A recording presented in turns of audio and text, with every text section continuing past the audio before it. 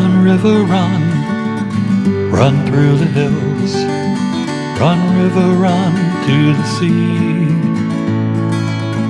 Run, river, run to your place beneath the sun. Run, river, run over me. Run through the land, you run through my soul. Bring me wisdom and peace. Hi, this is Jan Lewis. Welcome to be my guest. I am your host, and today we have from Milford, we have Barbara Hansen.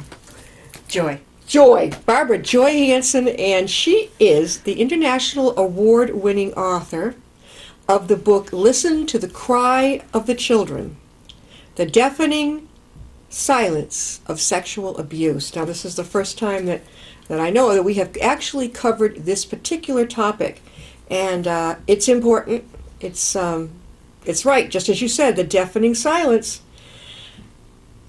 Barbara, what caused you to want to write the book? Tell us about this. I didn't even think I'd ever write a book. I never thought I'd be out there speaking all over the world. I never thought I'd be on TV or radio shows, but it was so deep inside of me that it had to come out. So when my youngest, we have 3 sons, I'm married to my best friend, almost 50 years, and it'll be 50 years May 1st. Congratulations. Thank you. How old are your children? In their 40s and 30s. Okay. So when the last son left home, the silence set in, and we protected them. We protected them at all costs. Yeah. I protected my husband for things he had done, and they didn't know anything. And in a way, it was good because we had a normal home with skateboarders and the swimming pool and kids coming over all the time and the music, and it was a fun house. Played games with our kids. So that was the type of home we had, and to me it was normal. To them it was very normal. But I had to deal with me. I had to get healthy. I had to go through a spiritual and emotional metamorphosis. And so when I started writing my book, a lot had preceded that before I started writing it. Did it take an awful lot of courage? Oh, well, courage, yeah. It's more courage to talk about. But my book was written in a week. Can you hold it up for us? We're going to zoom in on this. Listen to the Cry of the Child. And I wrote my book in a week after 38 to 40 years of silence. It just poured out and poured out and poured out, and I didn't even know how to use the computer.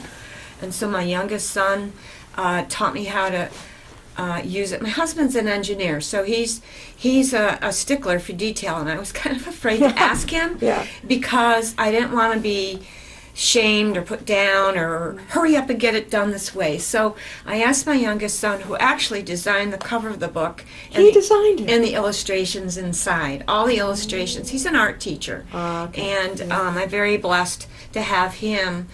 He'll be celebrating his 38th birthday tomorrow. So for him to have designed my book cover and the illustrations was such a gift. Yeah. Yeah, definitely. Did you know ahead of time he would be designing it? No, I didn't. Can you describe to the audience? You held it up, but what is it? Okay, this is a picture of me, the wounded little girl. I don't know if you can see the tear coming down my face, but I'm holding my teddy bear. The nose is facing this way in the eye. That's not really you? Yeah, it is me. It is you? It is me. Little. Okay. And he drew that sight unseen, not even looking at a picture of me. He's very talented.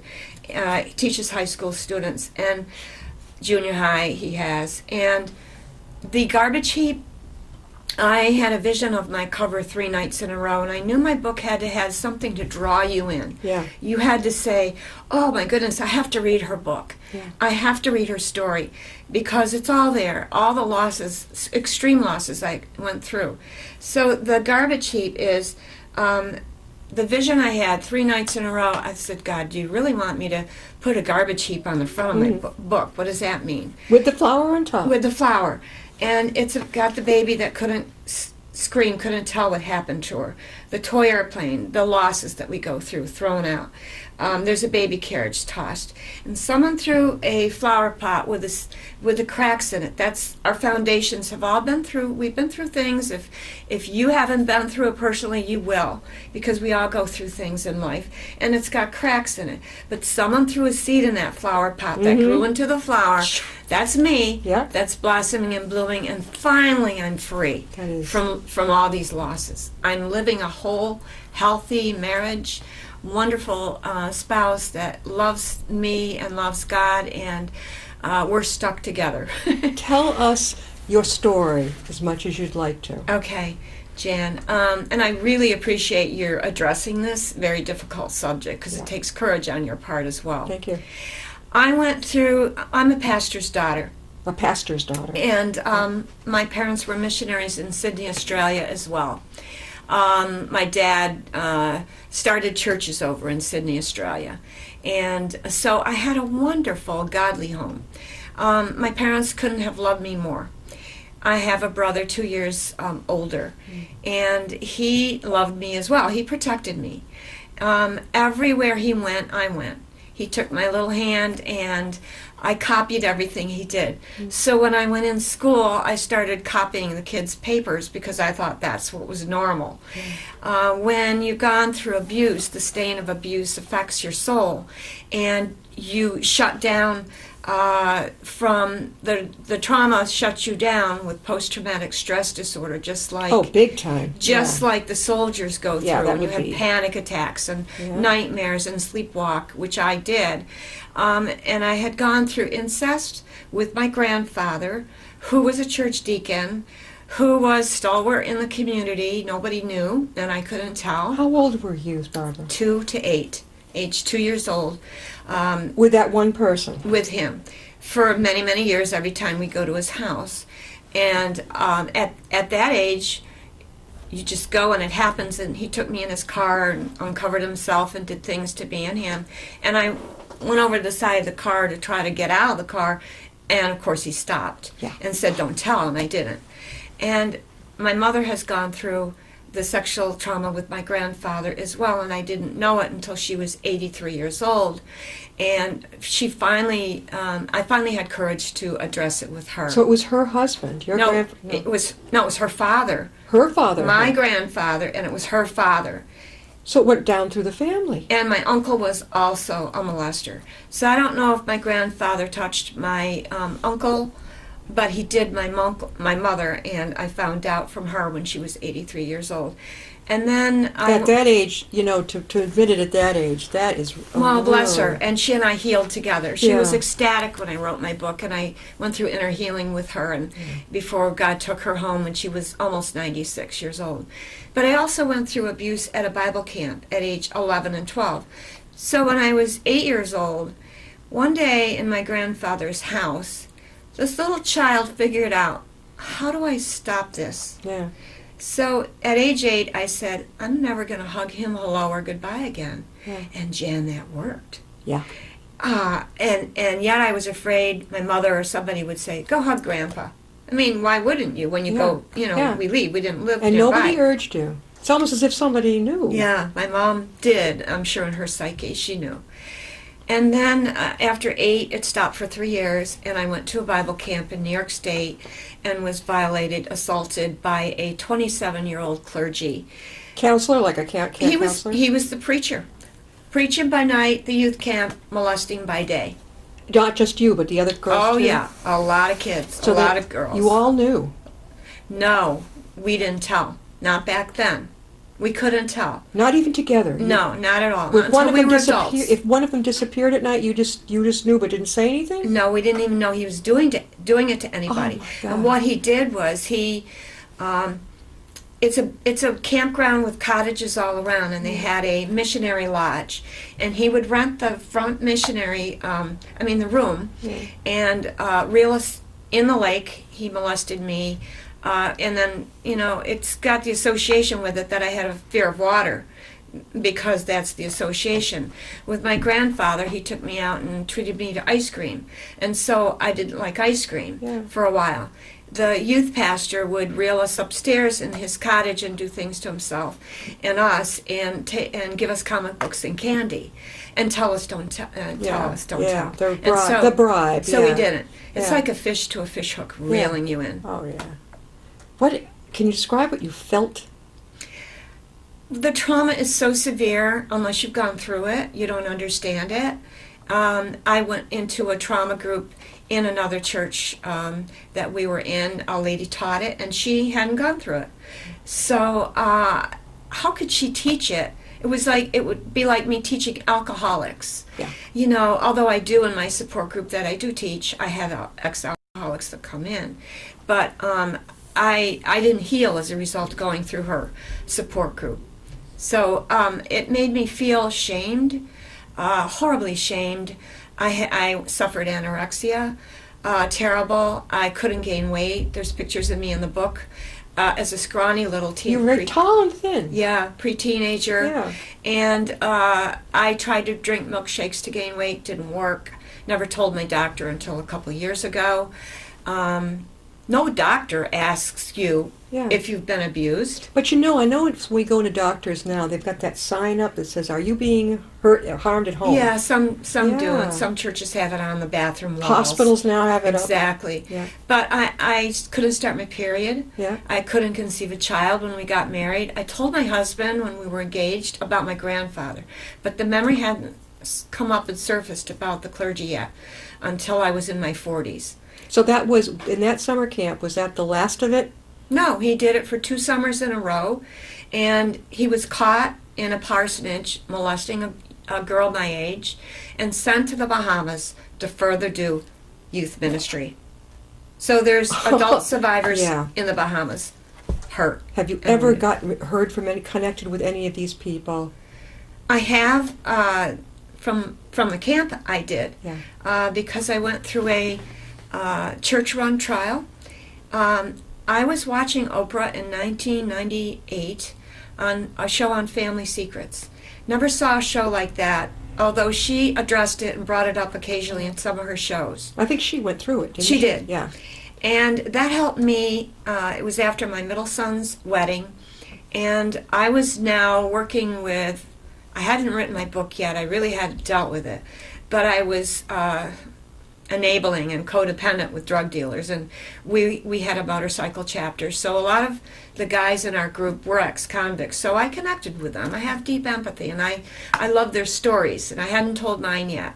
And so this church-run trial came the next year after watching Oprah. That was in 1998. In 1998, I went back to the camp and saw a best friend that I hadn't seen in 27 years who was traumatized by this pastor. Yeah. She was a pastor's wife, a pastor's daughter, went in and out of affairs, ex-alcoholic, come out of drug rehab. And she and I connected deeply and told each other our stories. She went back home, told her pastor's wife, and she wrote me and she said, "You know enough about addictions. Will you go forward with this with me?" And so she started the ball rolling. I called my friends from childhood, found that there were now 4 of us that were willing to face him, and they set up a committee of discipline for him, he was still alive, restoration for us, and a well-known psychologist. That's awesome. And it was the best decision I made in my life. It was the hardest, though. Let me show the audience again.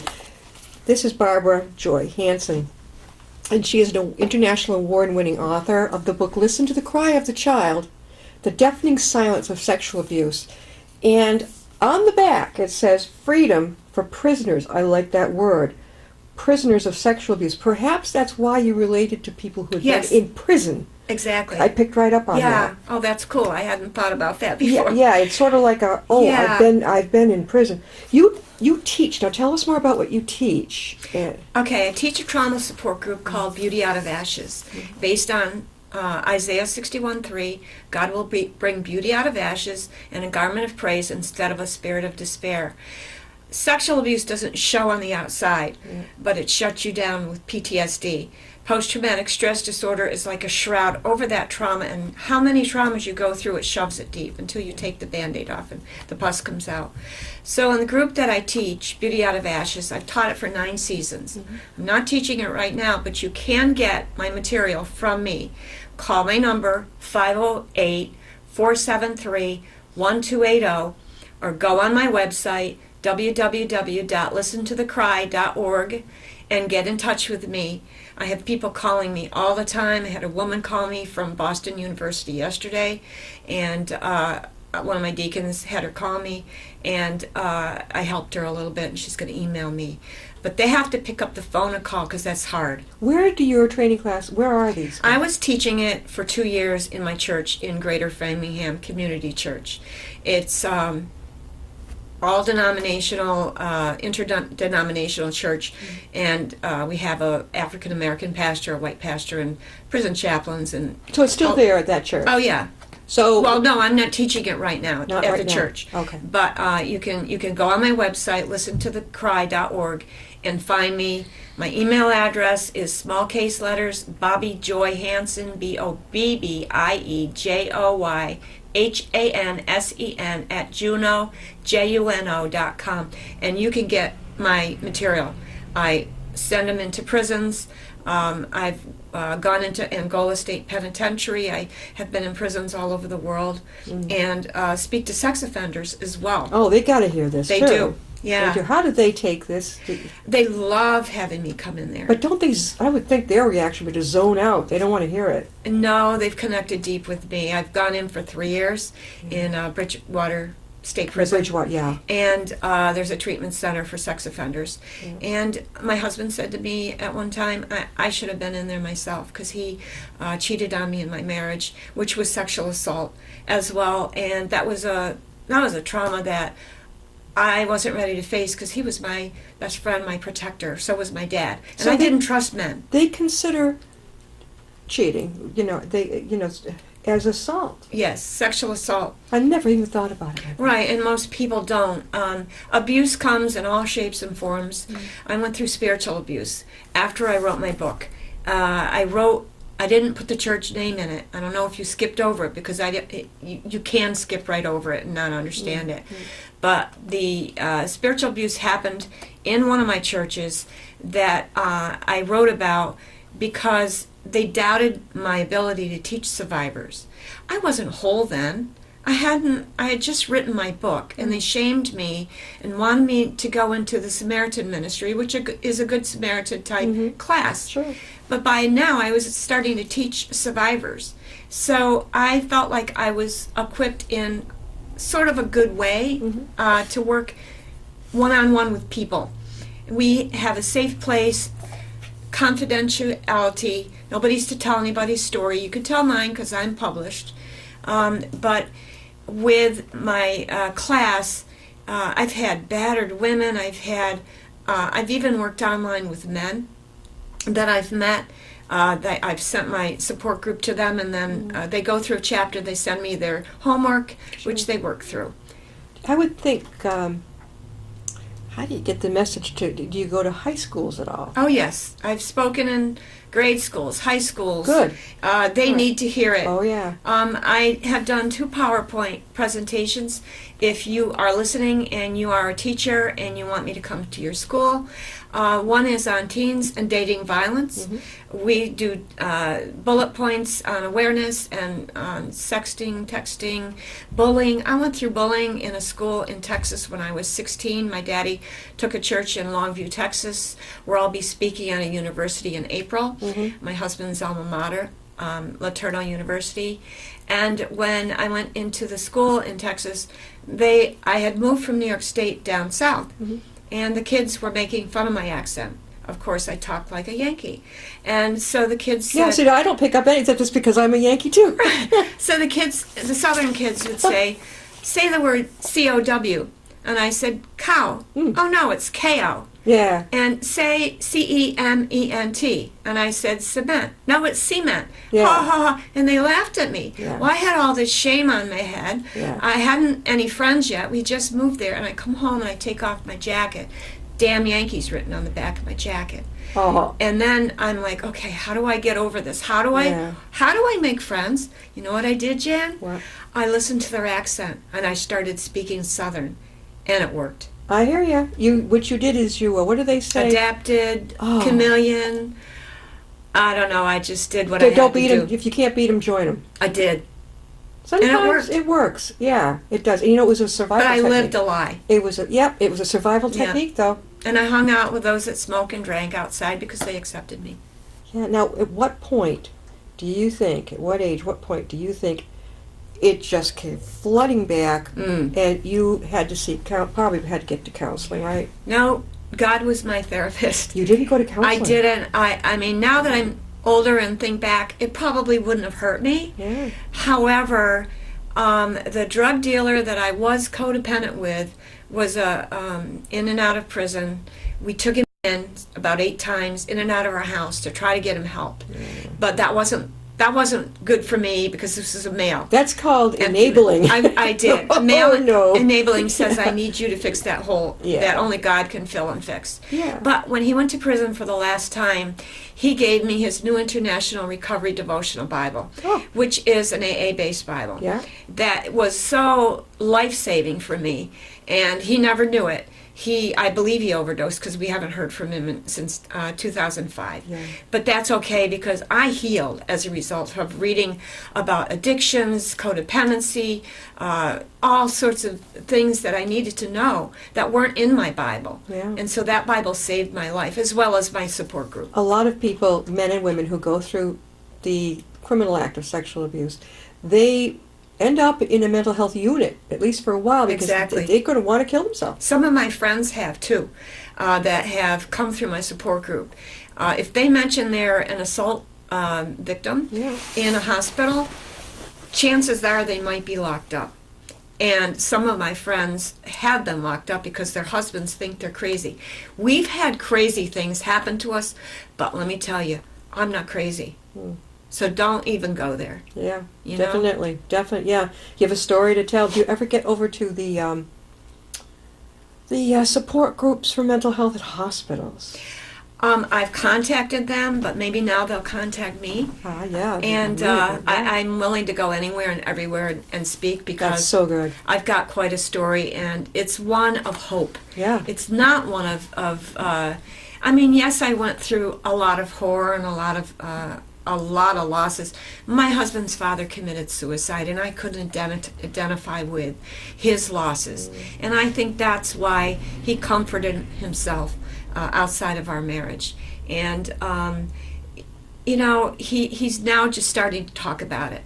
And he's meeting with his family this week. He's down in North Carolina, and it's good because his brother acted out, and it affected the whole family. It does. It affects everyone in the family. Suicide is a horrible, horrible loss. And you think your mom knew? I kind of think so, but why would she send me out with him?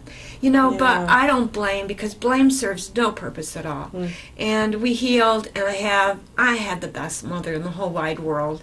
She was full of joy. Everybody absolutely loved her, and she loved it when I wrote my book and published it. And every time I'd go on a trip or come back from a prison, she wanted to hear about it. Yeah. Yeah, Definitely. she was my best supporter. Now, you wrote this book when? Well, it was published in 2003, Yeah. but it's been redistributed. It's no longer with my old publisher. It's with Bookmasters Distribution Company. You can get it directly from me at listentothecry.org or 508-473-1280. I live in Milford, Massachusetts, and it's been redistributed. I've had lots and lots of attention on it since I Oh, redistributed yeah. it. I've had 8 book signings at Barnes & Noble and 2 at Tatnuck and 2 more in the fall, and it's just been really, really good. Now, I see it's in the Julia Spitz did the Yes. yeah. Now Love this, her. This was in the, which paper was the, That was in the Metro West Metro West Daily and News. Milford News. Yeah, and the she was the Inquirer. best reporter. And the reason she came and interviewed me, she said she had interviewed me many times. I've been in many, many newspapers. Yeah. And the first time I ever spoke about it was after Father Shanley's abuse. Yes. With the Catholic Archdiocese. All this stuff was coming out in 1999, which is the year that I started dealing with it. And she had been following my website, and she called my house, and she said, I think it's time for another interview. Yeah. And I was shocked because who follows my website? A reporter. She was. And calls me. Yeah. Yeah. And so she interviewed me, and it was a wonderful interview. And I was going to a prison conference at that time, and she pulled a lot out. Yeah, I think she did a great job She on that. is And then good. what you sent me, conference speaker Arthur Kelsey, was this coming up? No, that's my brochure that I hand out Oh, okay. at conferences. All right. And all the losses that I went through are on the front of it. That postpartum depression after the third baby. Well, we adopted our firstborn son because I could not conceive a child. And abuse affected me deeply. I didn't know it was related to sexual abuse, which is why I couldn't conceive. So after we adopted, 5 months later, I got pregnant. And then 7 years later, our third son was born. So I write a chapter for adopted children in the book. Two Mothers is a poem in there that you would love if you're adopted. Yes, you've got a lot. You know, in this book, there are, you touch upon in one book. Every issue. Look at this. I mean, all the contents, everything from maximum security, severe testing, a life shattered by abuse, miracle in a potato chip, forgiveness, are you searching, keeping kids safe. I mean, it runs the gamut. Facing the accused. That's something that, did you ever do it? That was... Oh, boy. I never thought I would do it. Yeah. And I never thought I could do it. Yeah. But it was something that God wanted to settle deep within me. And you did do it. And I did. And my denomination, the Christian Missionary Alliance denomination, which was my childhood roots, the church that my daddy had, they set up a committee of discipline and restoration. They brought him in, the sex offender. He was now almost 80. And when I walked into the room in Florida, they flew us down. There were 4 of us, 4 adult survivors that had grown up at the camp. When I walked into the room, Jan, I couldn't look at him. They had the tape recorder. There were 8 pastors in a high-rise hotel in a table. And I was talking in a whisper. I didn't realize it was because I didn't have courage, and I needed to look at him. Were you the only? I was the only one in there at the time. They brought us one. But had they called on anybody else to come in? No, I was the first one. Yeah. How did they know? By then you'd spoken up? Yeah, I had to write, when my friend and I connected at the camp, we both had to write to the denomination. We didn't have to, but I did. Yeah. And told my story. I wrote, and I spoke for 1 hour and 3/4 to him. And when I faced him, he was sitting over here. A psychologist was in between us in case I had panic attacks or in case he needed help. He was there to help me. And then the abuser was there to help you? No, the psychologist. psychologist was in between the sex offender and me. Yeah. And then there were 8 clergy. Right outside the room was a woman pastor's wife in case I needed help. Oh, yeah. So they really did a wonderful job. I rang up a $350 phone bill. They paid my meals, they paid my hotel, everything. And I had panic attacks before I went in there. But when Did you have medication for this part? No, I had nothing. I never took a pill or saw a therapist. Like I said, my Bible was, and if you've gone through abuse, get the NIV, New International Recovery Devotional Bible by Zondervan. And it's an AA-based Bible. It has the AA steps in it. Yeah. So I went through my life story, looked at him, spoke up. Then I said a profound question. After I was done, they were going to give him a chance to speak. And I said, I have one question to ask you.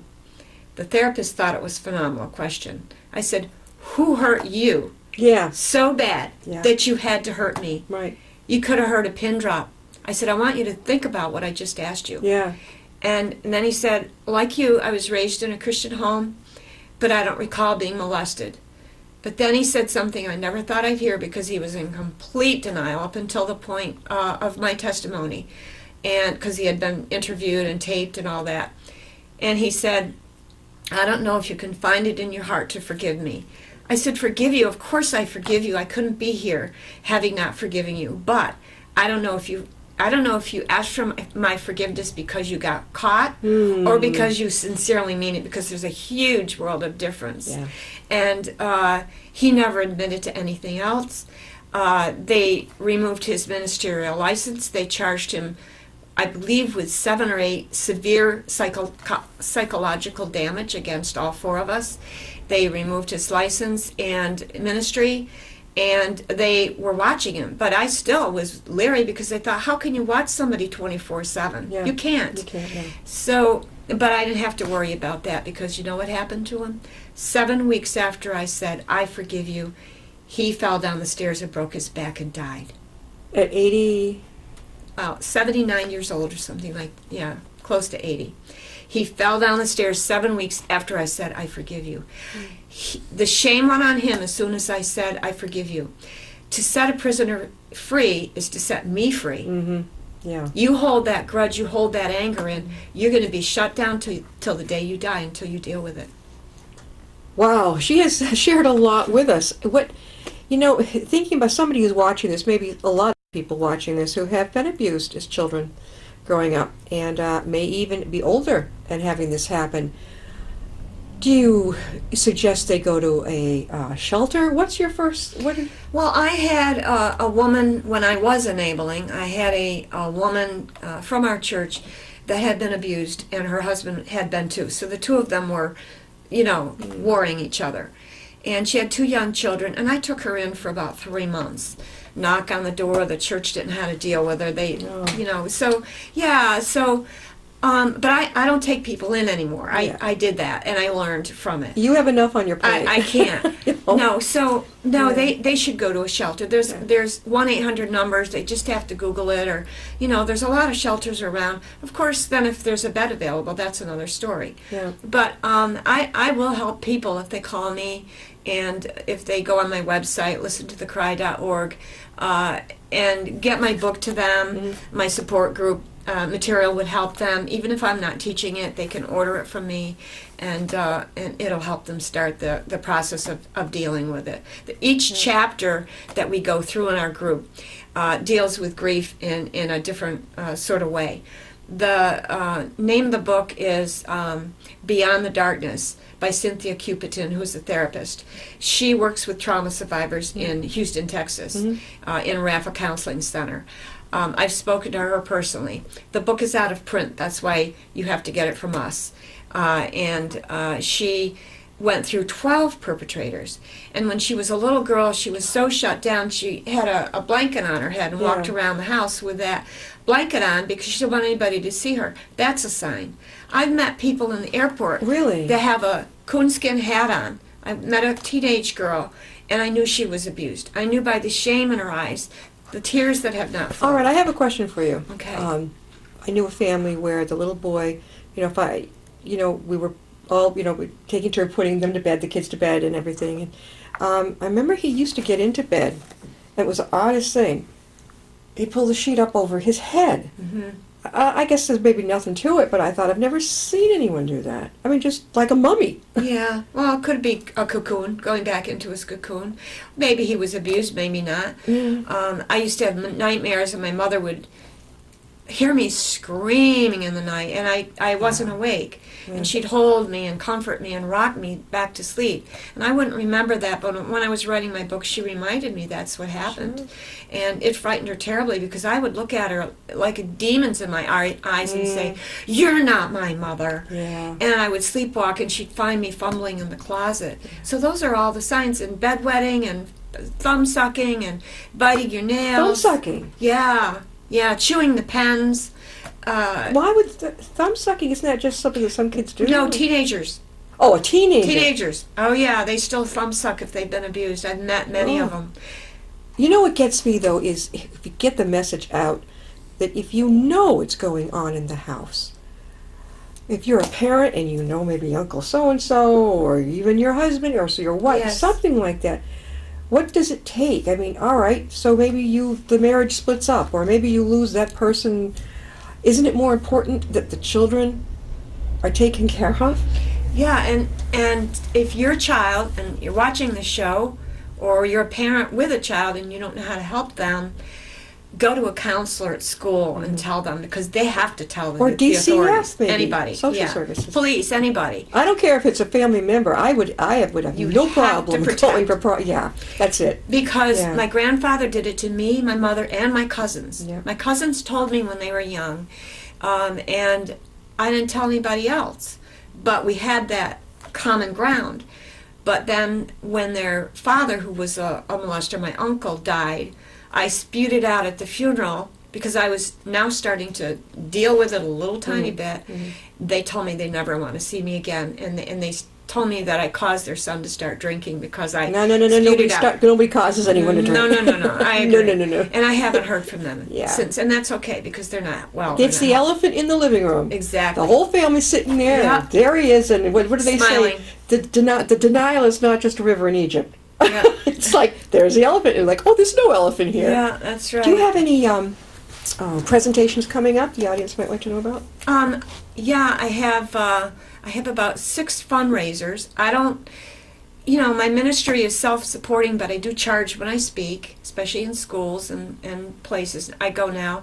But Stop and Shop and various organizations will let me sit outside with my table, and I Really? get funding, and that's wonderful. I'm very, very blessed. Do you go to With craft that. like art fairs, book fairs? Yeah, I've done that before. Yeah. I don't get a lot of book sales I would- in a craft I fair. think you need to specialize more right there, like face Right. on with the people coming out of the store. Yeah, and I do. And libraries? And, you go to those? my books are in some of the libraries. Milford Library has 2. One Yeah. locked up in the... Shelters. Yeah. So I do. I have a speaking engagement at Laternal University in April. Where is that? It's in Longview, Texas. My husband's going down for his 50th reunion, and I want to speak in the high school because that's where I was bullied, in Longview High School. Yeah. So I'm working with the principal to try to get in Good. the school. Yeah. And That's a lot of flying and driving and... well, I'm there with my husband now Yeah. to celebrate his 50th. Yeah. We'll see a lot of friends and people that we haven't seen for a while. But I'm blessed to be able to speak in a psychology department Definitely. with students. Yes. The psychologist was thrilled to have me come in. I would highly recommend getting in touch with UMass Medical because they're very progressive with this type of thing. Do you know about the new place in Worcester? It used to be the old Worcester mental. In those days, it was called an asylum. It's not anymore. It's a place for recovery. It's a brand new center, not far from UMass. And what it is they set it up like a little town, so you don't Wow. feel like you're away from real life. Boy, could they use you, I think, over there. Okay, well, I would definitely- recommend me. This is, we're going to wrap it up, but this is Barbara Joy Hansen, and she is the international award-winning author of Listen to the Cry of the Children, The Deafening Silence of Sexual Abuse. Something we don't always want to talk about, definitely. A lot of people will not talk about it. But when I read this, and, I think we talked on the phone, didn't we? Yes. Yeah, you need to get the word out because people need to speak up, It really, the children speak up. You're probably threatened like, oh, we're going to harm your family and this and that. What are the odds of that really happening? Because they guy doesn't want to get caught. Well, Yeah. I haven't been received with everybody in my family, as you know, because I've just mentioned my cousin. But if you don't talk about it, you will stay stuck. Yeah. And the only way to heal is to talk about it and get well. And a writer has to speak anyway. I have on the fourth Thursday of every month, Tatnuk has open mic, Oh, yeah. Do you go to and that? I go there. Wanuka, she runs it. She was Yeah. here on the show. Yeah. Yeah. And Jan, is it her name Jan? She's an author.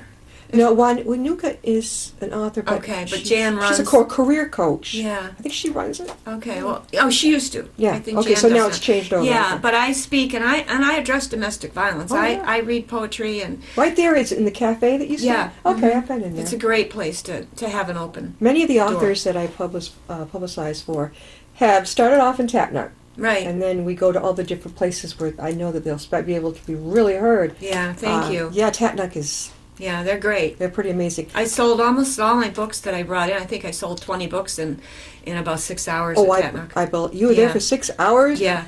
Oh, I'll sit all day. Oh, I wish I could, but my back is not a good situation. Yeah, then I crash. And you are in Milford, and any teaching sessions coming up that people should know about? No, but they can get my Beauty Out of Ashes material from me. They can get my book from me. Beauty Out of Ashes, again, how will they connect with you on that? My website, listentothecry.org, or my email, Bobby Hansen, BobbyJoyHansen, at juno.com, or 508-473-1280. Have you got any more books coming out? Anything else? No, I wanted to write Listen to the Cry of the Junkie because I got very close to one and Yeah. went into crack houses and Oh, yeah. wrestled them out and went into bars and brought them to my house and detoxed and the whole gamut. But it's too dark, and I'm speaking about that now, though. And that's a healthy part of my healing as well. Yeah, you'd be good at it. I can see another book coming. You may not be right now. Okay. But even if it's about this, another book, the next part 2, something else too, the sequel. Could be. It could happen. Yeah, it could be. Your kids must be very proud I of you. am trying to get on one of the national TV shows, though, now. Good girl. So, Do that. yeah, I've heard one, and I don't want to mention who No, it is. no, but no. But that'd be I'm good. very blessed because I have gotten attention I'm so with glad. that. Yeah, I so. hope you will come and join us again sometime. I will, thank you. And Thank my you. book promoter will be here, too, someday. Yes, we're going to have your book promoter. And that wraps it up. We'll see you next time on Be My Guest.